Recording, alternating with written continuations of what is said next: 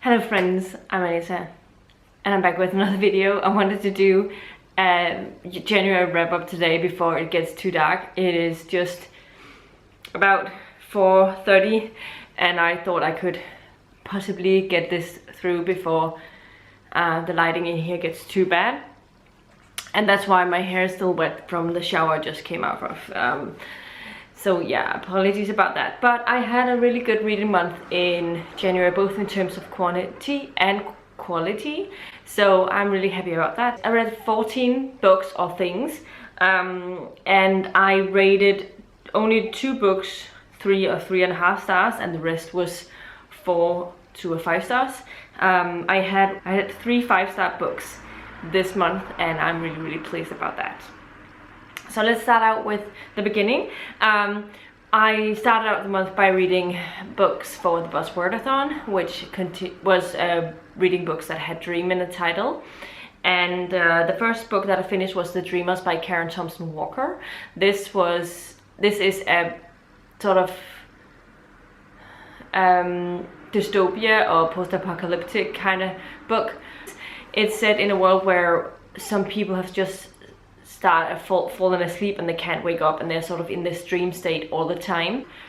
At first I thought that it was just a one-case thing, but then more and more people fall into the same sort of dream state, so they find that it's actually infectious, and so it becomes this sort of plague thing that is running around. And considering the things that we've been going through over the past year, it was definitely unsettling to read about in a lot of ways, especially because there's the whole process of them discovering this disease and discussing it and researching what it's doing, and the fear that happens. But then also when this restriction sort of starts happening, how some people don't really care, and how other people hoard everything together so that they can live, and they don't really consider other people. It follows a lot of different perspectives, and so yeah, overall I enjoyed this one. I think that the writing and the plot and the themes that was discussed in this was really interesting, and it was very fitting, and I can definitely relate to a lot of it considering what we've been going through over the past year. I'm still not sure about the whole revelation about what the disease was. It really was satisfying, and I'm not sure I really connected with any of the main characters. There's a lot of them that I wasn't really hooked on, but there were a couple of kids that we followed that I thought every time we followed from their perspective, I was really interested. They were sort of on their own because the father was in this dream state. So yeah, I ended up giving this a 4 out of 5 stars. The next book that I finished was We Dream of Space by E.E. Kelley. This is a middle grade science fiction book. So I've actually sort of forgotten a lot about it. All I remember, or one of the things that I remember about it, is that the characters didn't really connect with me. I definitely had a hard time with the main character. I think he was pretty mean to people around him. I know that it was probably part of him growing into a person and sort of that, but I just didn't personally really enjoy it, and I thought it could have been done differently than it was. And so I ended up not really ever being too invested in this one. So I ended up giving this book a 3 out of 5 stars. Next up I finished Brown Girl Dreaming by Jacqueline Woodson. This is a memoir, non-fiction, middle grade memoir, I would say. You can read it definitely in that age as well. And we are sort of hearing about Jacqueline Wilson's childhood and how she was brought up, and her parents had her grandparents' viewpoints and all of that. And it was really short, and it was really a quick audio to get through, so I think I listened to this in one day and will definitely recommend it. I think it's a very good book, and it makes you think and it makes you question stuff, and I think that's a good book in my opinion, especially when it comes to non-fiction book. And I ended up actually giving this book a 5 out of 5 stars. I definitely think it was very great. Next up I read The Dream Daughter by Diane Chamberlain. I read on Kindle, and was the last and final book I read for the Buzzwordathon, though I don't think I actually finished this in time. I think I finished this a day or two after the Buzzwordathon was over, but I didn't mind too much. I just wanted to point that out. The dream daughter follow a woman who is pregnant and she's lost her husband, and she finds that when she is at the hospital getting oh my god, I've forgotten the word, getting a scan of the baby, ultrasound, sorry, that's what I wanted to say. The doctors find that the baby has sort of a heart failure, and that there is little chance of it coming to term, and if it does come to term, that she would not be able to survive. So she's really devastated about this, and already having lost her husband in the Vietnam War, she is very in a very fragile state, and she's not ready in her mind to also lose her daughter, which was the only thing she was sort of holding on to after this grief. But then her brother-in-law, and it turns out that he's actually from the future, and they have found out how to time travel. This book is first set back in the 70s, because there's a doctor there. He claims that there's a doctor there that can help her with the baby surviving, because they have far more advanced in science and in techniques, in terms of delivering babies and in terms of medical science. And so she's very reluctant at the beginning, but yeah, she ends up going to New York in 2001. I think it's April when she gets there. The time travel aspects of it is okay, but it's not very much in the forefront. It's not that the time travel aspect is the main part of this. It's definitely much more contemporary than it is time travel books. I enjoyed it a lot. I think that the author was able to create a world. I would say the first half of it I was a little bit bored, and then there was a little part of it where I was like, yeah, this is a little bit convenient, and how is it gonna end up? Will I actually like where it's going? But at the end of it, I ended up being immersed in the story and wanting to pick it up all the time and figuring out what would happen, and I read it really fast, especially the last half. I think I got through that really quickly, and I think that it ended up in a really interesting way. But I ended up giving this 4 out of 5 stars as well. Actually, I think I've said that I had 3 5 stars. I have 4 5 stars. The next one I finished was The House in the Cerulean Sea by T.J. Klune. This is magical. It's a fantasy book, but it's not heavy on the fantasy. I don't think it's for all kinds of fantasy readers.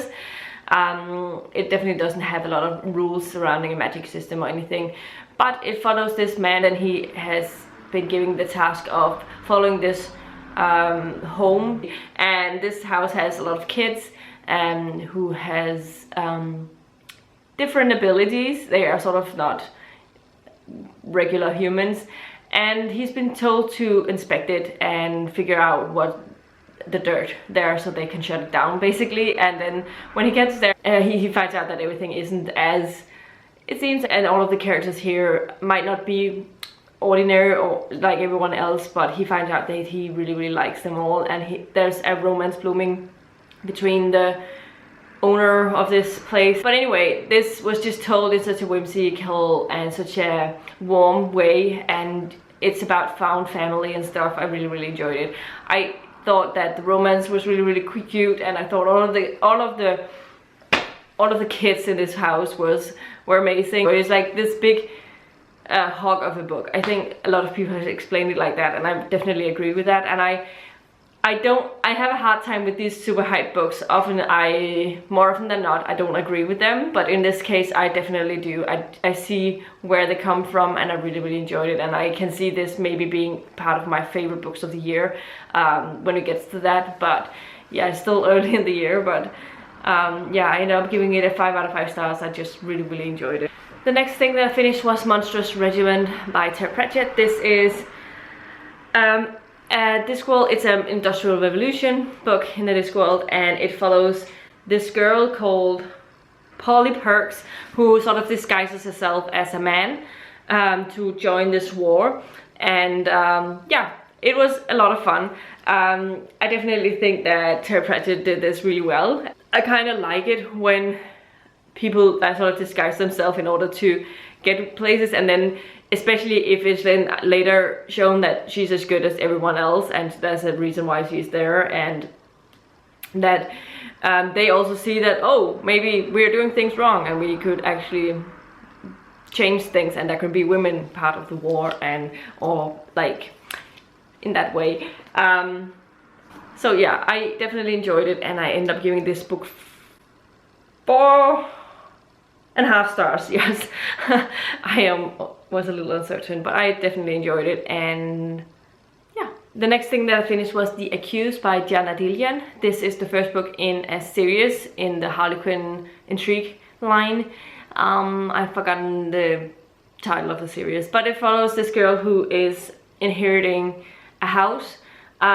She has just like resigned her job as a lawyer when she wasn't, because she felt like she was cheated, and she got really angry and sort of decided to quit. And then just as she had quit, she got a letter saying that she might inherit this house, but the terms is that in order for her to inherit the house, she has to live there for 2 weeks straight in the house before she's able to, which was so weird. It was her mother's house, and her mother had passed away long ago, but then it was left to her mother's new husband, and after he passed away, the will went to them. And so she gets there to this small town in the swamps, and gets into this house, and it seems as though there's something off with it. It's like it's haunted. And then there's this police detective, or the chief kind of thing, in town that checks in on her every now and then, because he had promised like his mother to look after it, and there was another one he promised to look after it for, so that to make sure that she actually stays there for those 14 days. It seems as though there's someone after her, though. It turns into a mystery of who is after her, because it's like her past part of their loyal life is getting back to her, and it was interesting. I definitely enjoyed it. I don't think it was amazing or anything, but I definitely enjoyed myself when I was reading it, and I do enjoy these sort of romantic suspenses. I don't think I'd expected there being like ghost story as a part of it. But I have read Jana Deleon before, so I'm used to like her setting in the swamps, because I think that's where she usually writes her book. Enjoyed it. I think that I ended up giving it a 4 out of 5 stars, and so I'm definitely intrigued to read more of the books by her in this line, in this series, in the future. So I'm happy I read it, and yeah. The next book that I finished was A Spy in the House by Y.S. Lee. This is the first book in a series called The Agency, and this is a series that follows this girl who is a thief, and she is caught for being a thief. She's caught thieving and is actually sentenced to death. But when she's about to, on the day she is about to die, there's someone coming in to take her off to this finishing school kind of thing. And in this, she learns how to be a spy. And then she's set to spy on this family, and she goes in as a lady's maid and has to try and figure out what's going on. There's something fishy going on, and it was definitely very, very interesting. One of the things that I really, really liked about it is how it also described like the surrounding things that happened at this time, because a lot of the time when you're reading historical fiction or historical romances, you don't really get to know about you hear about other people, obviously, and the intrigues that are between different families, but then there's also like the health issues that comes with the fact that there was no real sewer system back then. So in this one, it's set in the summer, and it's set in London, and what happens is that there's been like a long period of summer and really heat wave kind of thing for a long time, which has actually changed so that the Thames sort of gives off this odor and this smell through the whole city, and the smell sort of makes people sick, because obviously the sewer system sort of went just into, or the sewer system, but like everything went into the Thames back then. And so it was really interesting reading this, and there was this complicated stuff happening, and how that the rich and wealthy people just moved away from the city to sort of be somewhere else for the remainder for parts of this, and then they would come back when this sort of solution have solved itself. And I just thought that part of it was really interesting, but I really enjoyed it. I had this as a sort of 5-star prediction, and I definitely enjoyed it a lot, but I don't think I ended up giving it a 5 out of 5 stars, but I'm very intrigued to read on in this series, so I ended up giving it a 4 out of 5 stars, and so I really enjoyed it, and I definitely recommend it. It's a YA spy kind of thing, not fantastical in any way. The next thing that I finished was Timeless by Gail Carriger, the last and final book in the Parasol Protectorate series. It follows Alexia Terabody, who is a soulless, meaning that she is able to harm other supernatural beings in ways, and which makes them not really like her much or trust her. Anyway, Alexia has, at this point, I don't know if this is a spoiler, because I know that people know there's a spin-off that follows Alexia's kid, but she has Prudence. She has her now, and she is going to Italy to solve a problem, and then some kid starts being abducted kind of thing, and she has to figure out what's going on with that. And Prudence seems to keep saying no to everything, which is I really liked Prudence in this one. Like, she was a toddler age, I think a couple of years old, and it was really interesting. I do like Madame LeFou, and there's a lot of characters in here I just really enjoy, and I think that the relationship between Alexia and her husband is also one I have come to really enjoy. I ended up really enjoying the last book here. I think that Timeless was my favorite of the series in total. I think it wrapped up really well, and I'm really looking forward to reading on with Gail Carriger's books. But I ended up giving this book 4.5 stars. The next thing that I finished was Across the Green Grass Field by Seanan McGuire, the 6th book in the Wayward Children series. I really love the Wayward Children series so far. I think they're always fun reads. They're really short as well, so it's a nice way of getting into your new reading of the year, at least if you, like me, get the books like more or less right after it comes out. This one is a standalone, and it's a good place you can actually start with this series if you don't plan on starting from the beginning. You can definitely jump in here, and I don't think you will miss anything, because it's just following this one character who has not been part of the story before, and her story of how she came into the world that she was destined to go into. The Wayward Children follows different girls. It follows different kids who go through doors into other worlds that suits them, where they just fit in, and then at some point they have to come out, and then they can't really find themselves in this when they're back here, and so they end up on the Wayward School for the Wayward Children. I've forgotten it now. This one follows Reagan, who comes to this world filled with different horse-like creatures. She loves horses, and so this fit her really well. There's Gentiles, there are Kelpies, there are unicorns, and like every time there's a human entering this world, it means that they would become a hero and a savior, kind of thing. And so this is that story. Overall, I don't think this is as good as like the previous 2 novel volumes of books. I really loved those 2.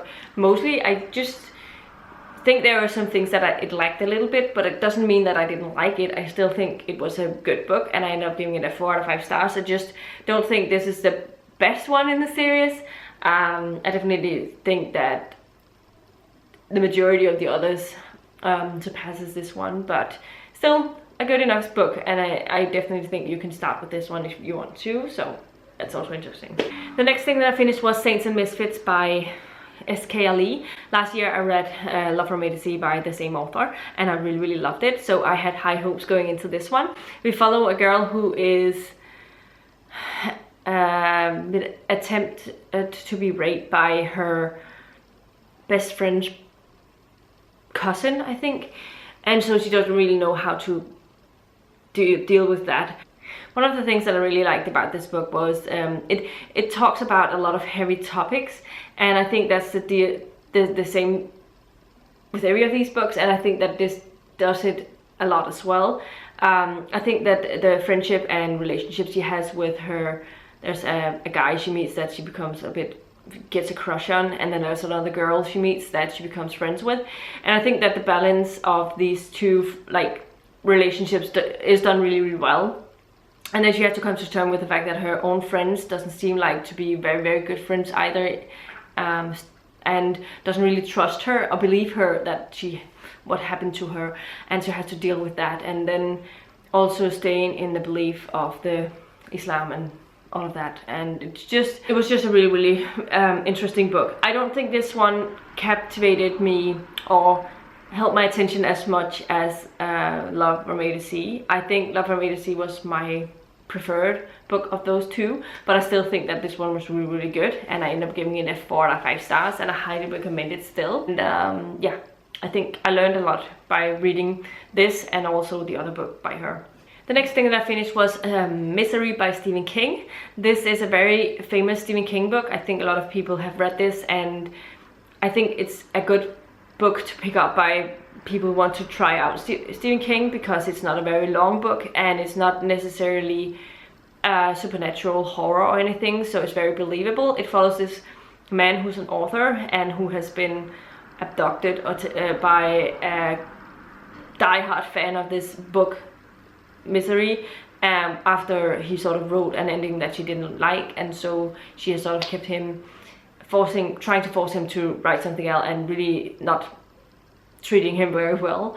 And in that way it's very, very unsettling, because it's something that could happen in real life. It's not supernatural or anything, and it's sort of told in different formats. So either it's from his narrative perspective, but you also see some sections from the book Misery, and you see it from a detective sort of inspection kind of perspective as well. And in that way it was definitely interesting. There's something about the writing in this one that was different than usual Stephen King, and I don't know that I really enjoyed it. It was sort of the structure of the book.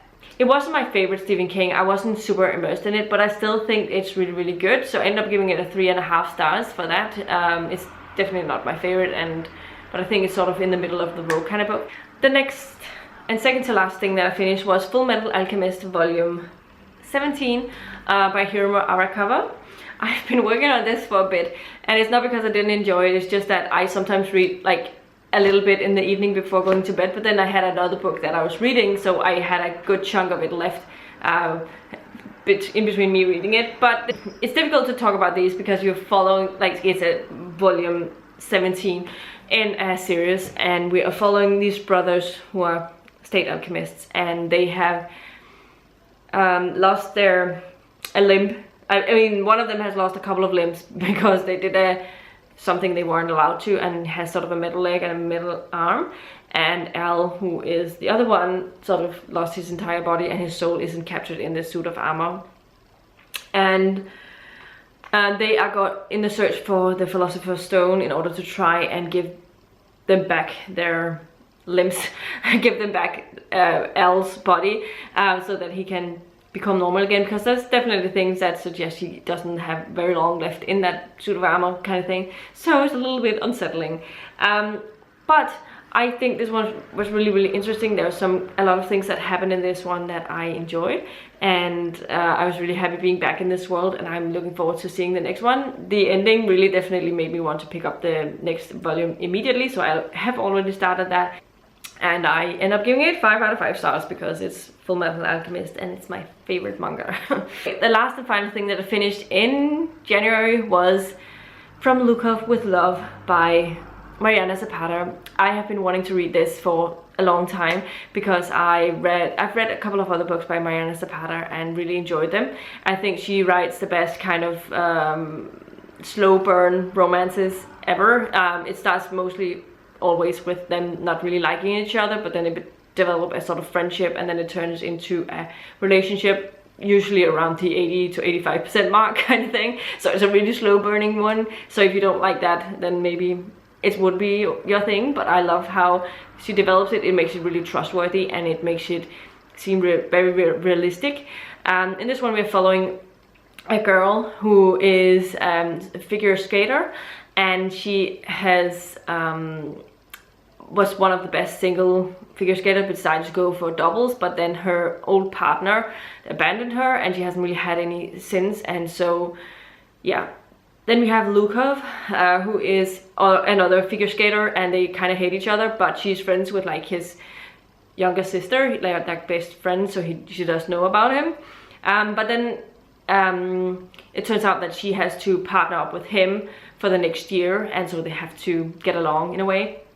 And then it follows their sort of relationship as well as the professional life when they're sort of getting back into the figure skating, and she's trying to figure out how to do this professionally again. It's what her favorite thing is. It's her favorite thing to do, and it's what she's always wanted to do, and she's always felt the most like herself when she's on the ice rink. So yeah, I love this a lot. I think that the relationships over this book just happen really naturally, and I think that the family relations was done really well. I always like when there's a good family dynamic in here in my books, and in this one there definitely was.